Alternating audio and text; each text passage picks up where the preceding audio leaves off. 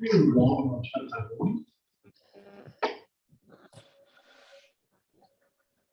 on Tuesday morning. Mine for here.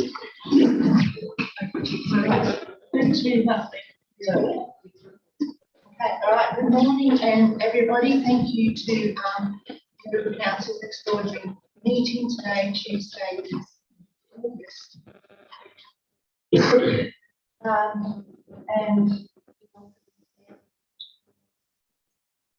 River Council, a live streaming statement that the Council wishes to advise members of the public that Council meetings will be recorded and will be available after each meeting on Council's website. All care will be taken to maintain the privacy of those in attendance, however, in the public gallery or presence may be recorded. By remaining in the public gallery, it is assumed your consent is given in the event your image is broadcast. This includes any film by television cameras. Attendance is approved by the General Manager or Mayor. I would like to acknowledge that we are here today on the land of the people. We would also like to acknowledge and pay my respects to past Aboriginal elders, the present Aboriginal and Torres Strait Islander people who reside within the city. They have purpose to come here as a council freely and without bias to represent the views of the community as today.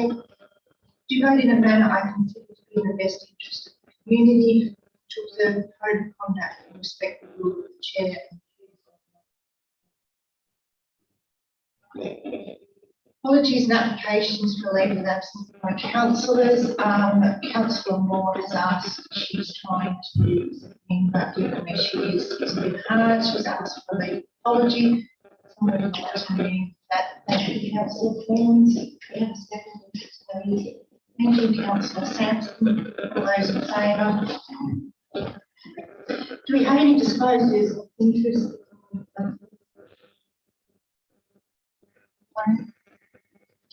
Minutes to the council. 8.1 Every River Village Development. Thank you, Mark. Thank you, Megan. Thanks, Councillor. So, provided in the business paper is a report with the current status of the River Village project. And as noted, this follows Council's previous resolutions, only around proceeding with the construction and calling for tenders for the construction of the 6 two-bedroom dwellings. The tender is subject to a separate report. This report is around the project in general. So as noted, Council staff have prepared development budget models for the project based on a number of assumptions that are included in the report. Those assumptions being dwelling construction pricing based on the tenders that have received, civil construction on contract pricing, electricity based on estimates following discussions with designers. So those major input from capital construction has been mainly based on actual tender and contract pricing. The budget model does include a 10% contingency within that pricing. Also, the assumptions is a development program staging. We're all staging doing a stage every 2 years. Does include the management fee. The council has previously discussed about 5% for a maximum of 7 years. Capital gains, so under the contract, there's an ability for council to share any capital gains realised on properties on turnover with the outgoing residents, and use of council reserves to assist for council to invest in the project. Also notes the $1 million funding that council currently has through the Basin Diversification Fund. The development budget model has been used to provide a long-term financial plan over a 15-year period, which provides for a turnover of all the units, and as well as setting of an entry price or a potential entry price for the projects. Based on the base case, the development budget model, payback to council would be within a 7 to 8 year period. So once those DMF fees start coming in, council gets additional increase from income from them, with the maximum investment by council for the residences and infrastructure of $520,000. And discuss that doesn't include the community centre. So as part of the overall development, as noted stage 3, there's a community centre with land value. So that modelling is really based around the residences moving forward. The report, a major part of any project, especially of this size, is around risk, and the report includes a number of sensitivity models around some of those risks. Have been a reduction in the entry price, and we modelled if that entry price was reduced by 12%. Increase in construction costs, residents staying in units longer than the 7 years.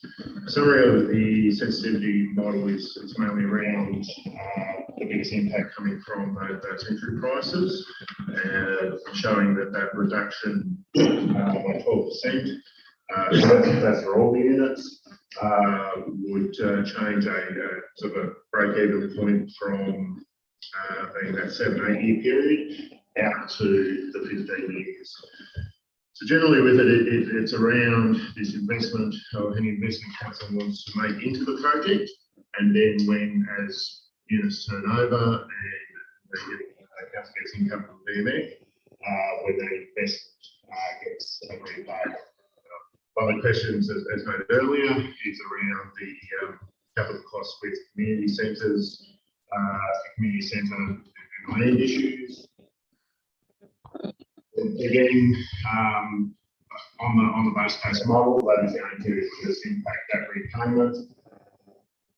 Likely with those costs around about both those items, about $1.3 million. So that will move the payback period as noted in the base case model from 7 years out to 10 years. So that's the model capital expenditure. It will close back to that payback period.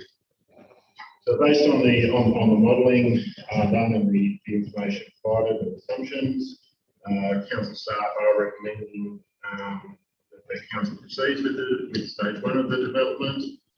That allocates $520,000 from its infrastructure reserve to cover the initial construction costs for stage 1, and that includes in its 22-23 operational plan both revenue and capital expense line items, which ultimately is a mechanism that allow council to commence work on the project.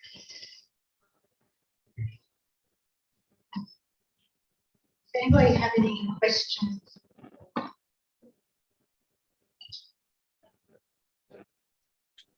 Thank you very much, Mark.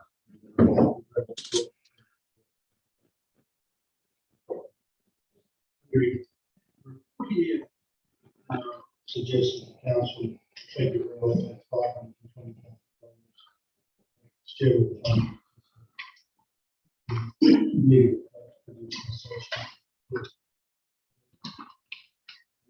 the sensitivity analysis shows the potential the reasons you do that. Is it appropriate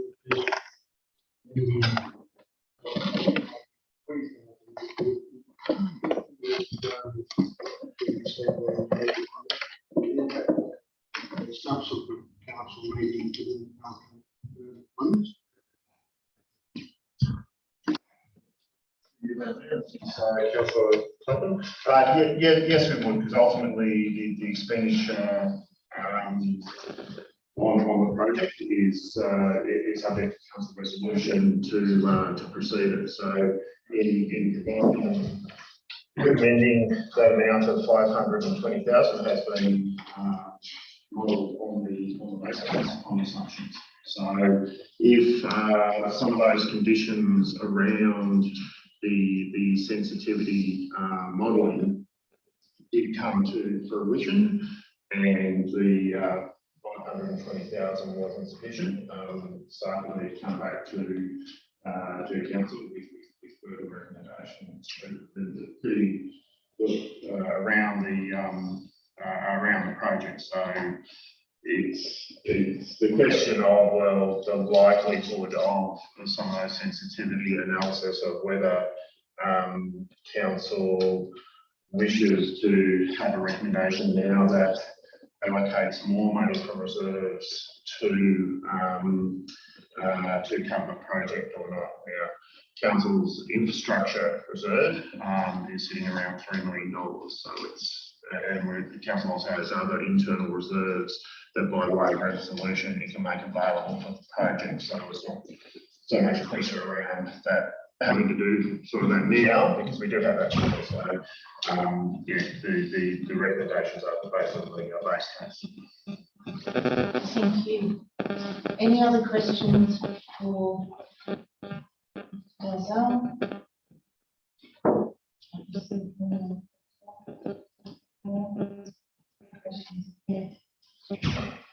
Okay, no further questions. Would you like to move the recommendation? Can I, sorry, I have got my hand up there. It's hard to see. Like every time I move this, my hand's over the camera, so I can't view the thing without a paper copy. With just out of curiosity, the reductions to entry price in there, it's got, is it $8,500,000 is the maximum amount required from council reserves? Through you, Madam Mayor. Thanks for pointing that out. We had covered that off prior to the meeting. And it's probably the most unfortunate typo in that report. It actually is an additional zero been added by mistake. It's actually 850,000, not 8.5 million. Yeah, sorry, Councillor Peterson, you weren't subject to that. That you weren't given that that information up front. That's all good. Just checking. Councillor Thorne was all over that one yesterday. All right, so the recommendation is there. Councillors, no more questions. We have no more questions. Would somebody like to move the recommendation?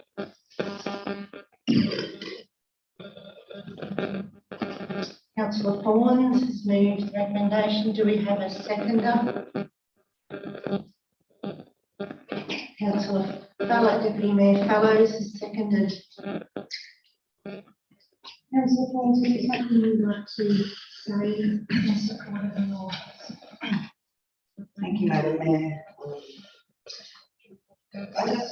This project we discussed quite at length, and I really know that already, and it's something that was in this, we've got to stop kicking the can down the road and actually decide to sail that ship away from the wharf and start the journey for our community. Deputy Mayor, did you want to speak for your motion? Thank you, and through you, Madam Mayor.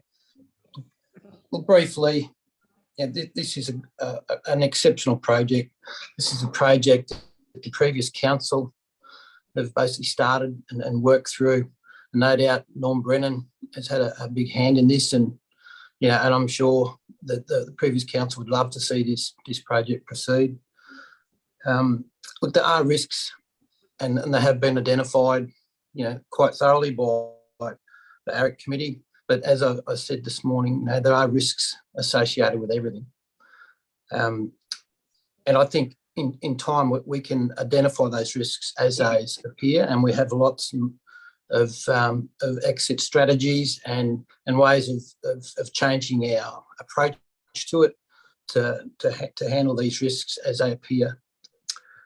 It's a great community project, and I think as councillors, it's our job basically to provide for the community.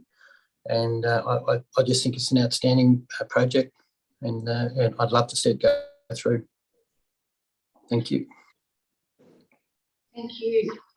Does anybody wish, we haven't even a second, does anybody wish to speak against the motion? Councillor Platt. Thank you for the opportunity. I wish I stood here speaking in favour of the motion, because I concur totally with Councillor Fawns and Councillor Charles. There's been a lot of talk about reputational risk, whether we do a reputational risk, whether we don't do it. I believe that the reputational risk associated with this process is something that reflects incredibly badly on the council. It has been raised that there has not been a meeting with the project subcommittee since the last meeting, last proposal was rejected.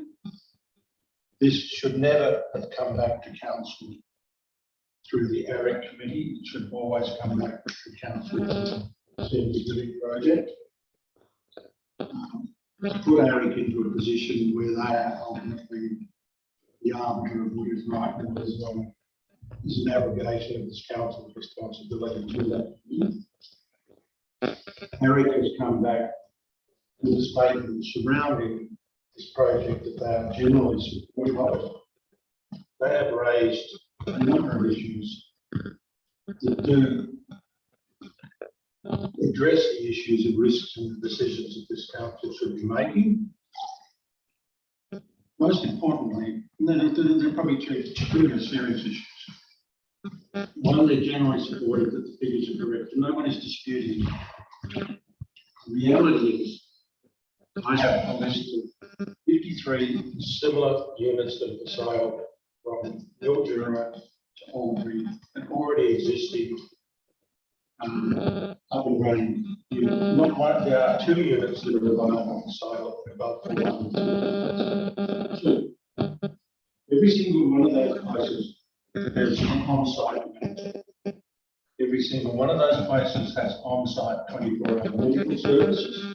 On-site, yeah, the whole. Now, I understand we're a greenfields operation, we're not able to do that. If you discount the selling price by 5%, which is just a process associated with the cost of selling agents and bits and pieces, and you increase the expenditure by 10% as a contingency, and I appreciate that the figures have got a contingency in them. We are negative $896,000 for the first 12 months. If at the end of stage 2 with the figures that are presented, you factor in a $700,000 commitment to a community centre, the project doesn't become cash neutral for almost the 15th year. Now, I think there are many, many ways that this council can get this project off the ground. My view is that I don't think it should be absolutely funded by the development company. We have just gone through a process where we have requested from IPART the 2.5% increase in the rates. That is just to fund our general operations. IPART came back with 2%, which we will be passing on to the rate. We're entering a period of time of currently the latest inflation figures of 6.1%. I understand that all of these things are not a reason to stop doing something. But until we actually have a firm understanding as to whether this project is GST free or subject to GST, and we have a proper, tangible marketing plan that you can present to council that says, we can sell these units for $485,000. Now, I know nothing comes with a guarantee, but in all of the stuff that's before us today, there is no marketing plan presented. there is no market assessment.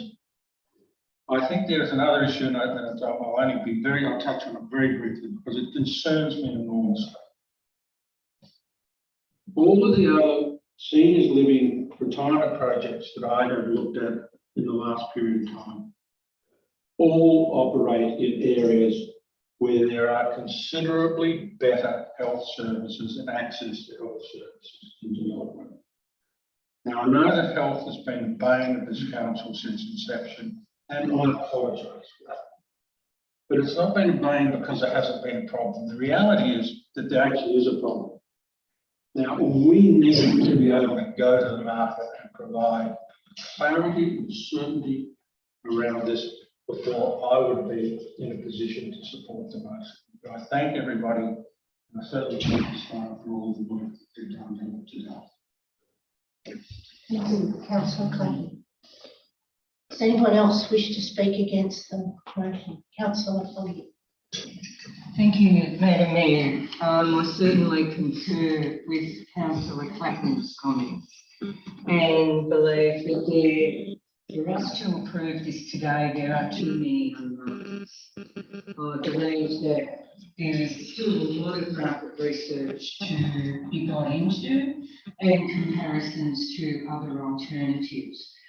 During our discussion, and I thank Peter Ray publicly for making the time to come along this morning as chair of the AREC to talk to us as councillors about the risks and the concerns that AREC have raised. And I think until we've clarified some of those risks and concerns, some may not be able to be clarified, but there are some that could be clarified and that we can explore further, that this should not be before us. This needs to go back to the Seniors Living Project Committee. We formed that committee especially to work through the issues that would arise with this project. And I believe it needs to go back to that committee so that these things, the risks that have been raised, can be sorted out. I'm certainly in favour of the project occurring, but I don't believe we've got all of the information before us today to make a truly informed decision on behalf of the ratepayers of the community. Thank you, Councillor Foley. Councillor Bird, do you wish to speak against the motion? Thank you, through you, Madam Mayor. I'd like to reiterate what the two councillors have just said. Also add that the volatility of the Australian building industry at the moment, and the Reserve Bank, I think, meets again today with interest rates. They are on the rise. I would like us to go back to the drawing board or to that Seniors Living Committee. I'm very much in favour of a Seniors Living precinct, but with my knowledge of building industry, I can't accept that we're ready to proceed without further discussion. Thank you. No one else wish to speak against the motion? Anyone else wish to speak for the motion?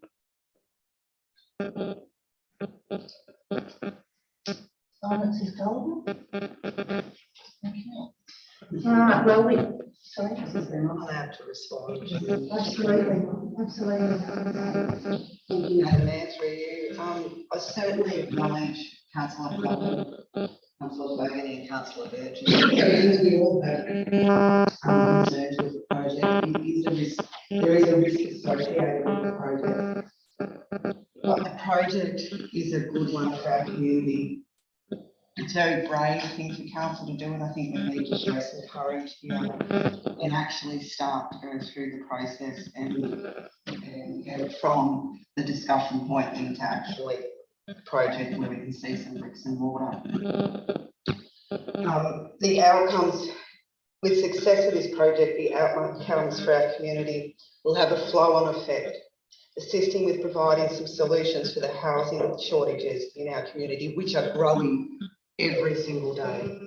I myself have a daughter who's been couch surfing for 6 months. And the growing risk of homelessness that we do have within our community. I do understand that there are other projects out there where entry prices are cheaper. Those projects have been in existence for a lot longer as well. So, yeah, I do acknowledge the risks. You know, there's not one day that we don't get out of bed where we don't actually take a risk. Thank you.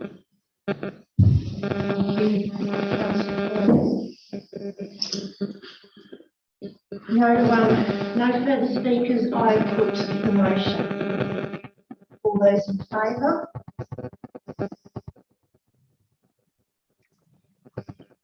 Aye. You can't see me, can you?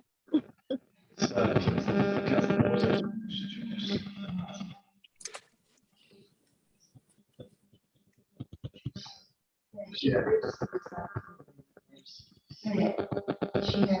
You withdraw your. There you are, Taria.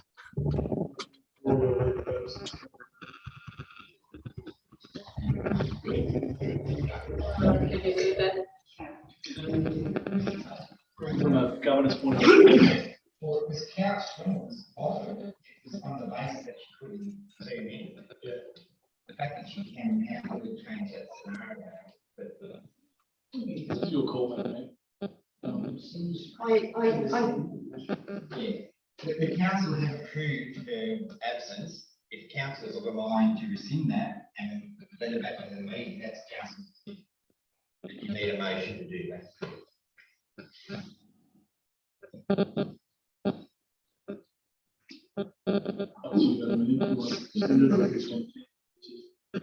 I think we should just, I think we should count the numbers as they are. So all those in favour again, aye? Aye. Right, so 4 fours, those against? 4, and Mark's So I have the casting vote. So that means that I voted in favour, so the motion is carried.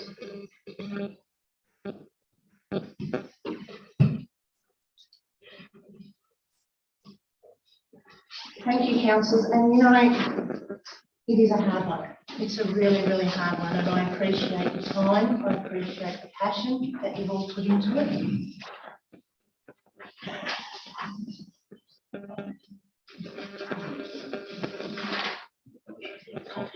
So I'm just picking up to speed. We need to move into confidential council. Thank you, Councillor Forms. Do I have a seconder? Thank you, Councillor Fogarty. To move into confidential council.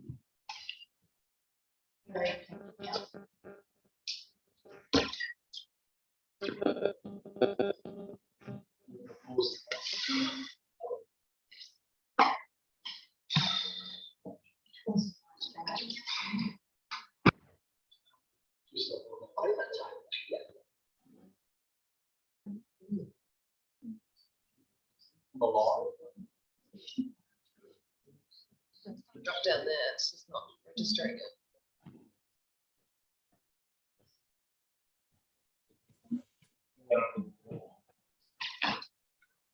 Company.